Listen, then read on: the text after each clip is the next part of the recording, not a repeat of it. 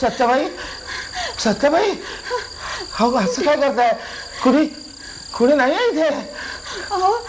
असं कसं आत्ता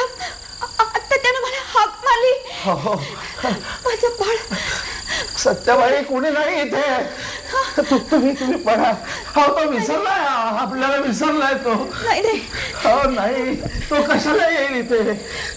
माझ्या बाळा तुम्ही झोपा